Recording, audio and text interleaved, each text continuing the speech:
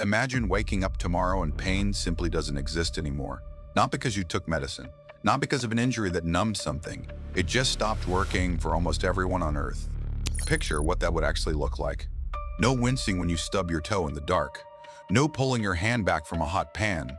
No sore muscles after a long day. At first, that might sound like a gift, but stick with that thought for a moment because it gets stranger the longer you sit with it. That's the world inside a 2022 film called Crimes of the Future, directed by David Cronenberg.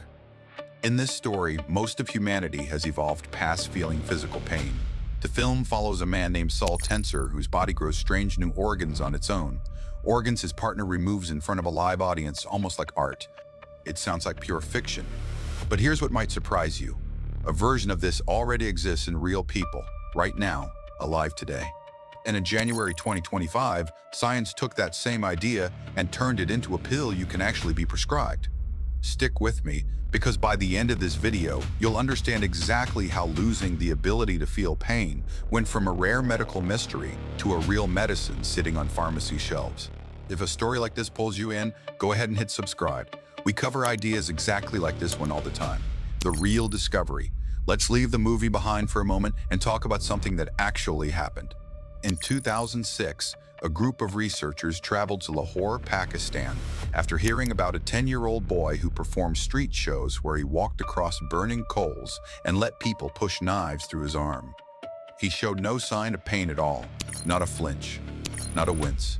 Researchers studied him closely, along with relatives who shared the same rare trait. What they found changed how doctors understood pain forever. The cause traced back to a mutation in a single gene called SCN9A. This gene controls a tiny switch in nerve cells known as a sodium channel. In people with this mutation, that switch simply never turns on, and pain signals never make it to the brain at all. Think about what that actually means. This wasn't a boy who was simply brave or used to pain. His body physically could not send the warning signal in the first place. To him, walking on hot coals felt no different than walking on cool tile. It's a haunting story, because pain usually protects us. It's the reason you pull your hand back from a hot stove before you even think about it. For this boy, and for people who share this same rare condition, that built-in alarm system simply isn't there. What makes this story even more remarkable is that the boy wasn't alone. Around the same time, researchers found other small family groups scattered across the world who carried this exact same mutation, passed down quietly through generations, most of them unaware that their children's fearlessness as toddlers was tied to a single broken gene. This discovery didn't just explain one boy's condition. It quietly opened the door to one of the biggest questions in modern medicine. If pain can be turned off by accident, could scientists learn to turn it off on purpose safely for anyone who needed it? Parents raising children with this condition often describe a constant, quiet worry most parents never have to carry. A regular scraped knee is no longer something small to shrug off because there's no crying, no limping, nothing obvious to notice. Families learn to check their child's body regularly, almost like a routine safety check, looking for bruises or injuries their child would never think to mention. The science explains simply, to understand why this discovery mattered so much, it helps to picture how pain normally works inside your body. Think of your nerves like a chain of messengers. When something hurts, a signal starts at the site of the injury and travels down that chain, messenger to messenger, until it reaches your brain. Your brain is the one that actually registers the feeling of pain. Without that final message arriving, there is no pain, even if the injury is very real. The sodium channel scientists identified, called NaV1.7, acts like a gate along that chain. Normally, this gate opens and lets the pain signal keep moving forward. In people with the SCN9A mutation, the gate stays shut. The signal starts, but it never finishes the journey. The brain simply never finds out anything happened. Interestingly, this same gene can misbehave in the opposite direction too. In a small number of other families, a different kind of mutation causes this same gate to get stuck wide open instead of shut, leading to bursts of burning pain instead of none at all. Studying both extremes side by side gave scientists a far clearer picture of exactly what this one gate was doing.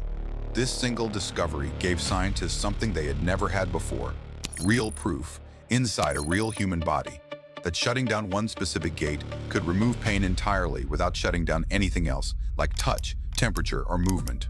That kind of proof is rare, and it's exactly what drug researchers had been waiting for. the race to turn this into medicine. Once scientists understood the SCN9A mutation, a new race quietly began. For almost 20 years, multiple drug companies worked to find a way to safely copy that same pain-blocking effect, this time using medicine instead of a rare genetic accident. Here's why this mattered so much.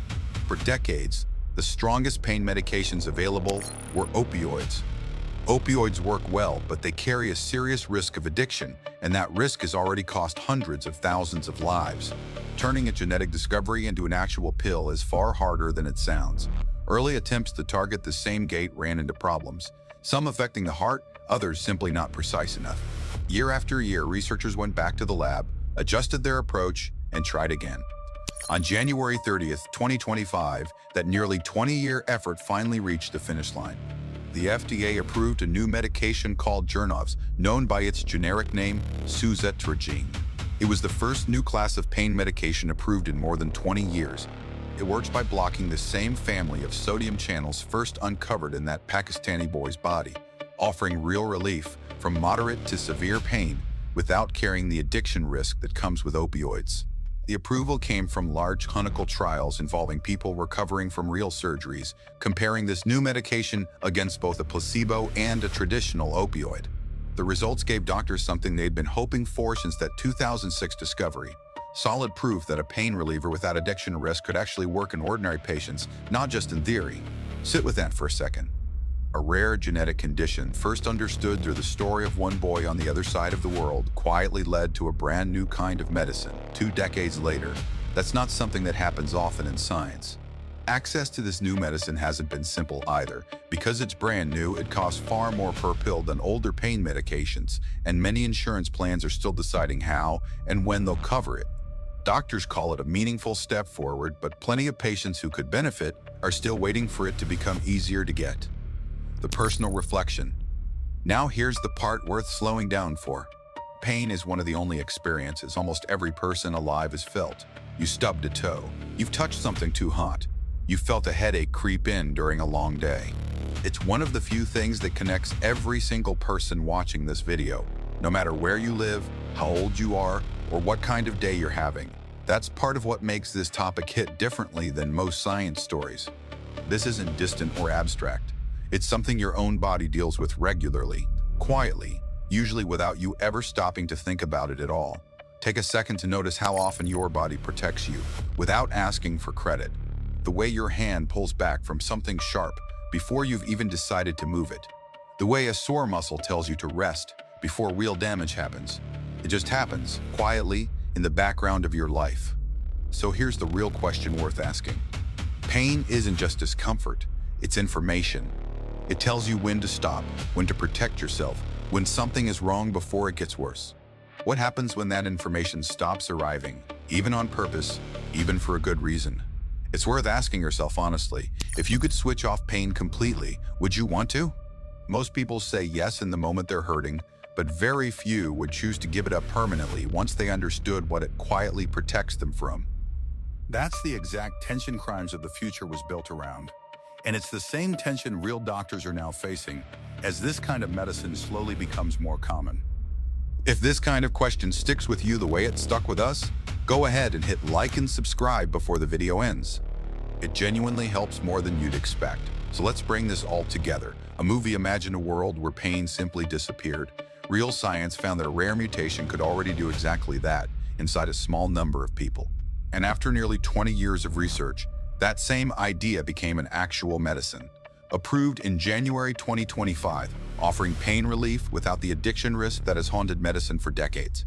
That's a rare, direct line from fiction to fact. Not stretched, not forced, just followed all the way to the end. And yet the deeper question the film raises is still worth sitting with. Pain isn't just something to get rid of. It's a system your body built to protect you. Turning it off, even carefully, even with good intentions, means giving something up too. Think about the people born without that system in the first place. Many of them grow up needing to check their own bodies constantly, looking for cuts, bruises, or broken bones they would never otherwise notice, precisely because the one alarm the rest of us rely on was never there to warn them. Maybe that's the real takeaway here. Every warning system your body carries, even the uncomfortable ones, exists for a reason. Understanding that reason rather than simply wishing pain away might be the most useful lesson buried inside this whole story. It's a strange kind of full circle. A filmmaker imagined a painless future as something unsettling, almost tragic.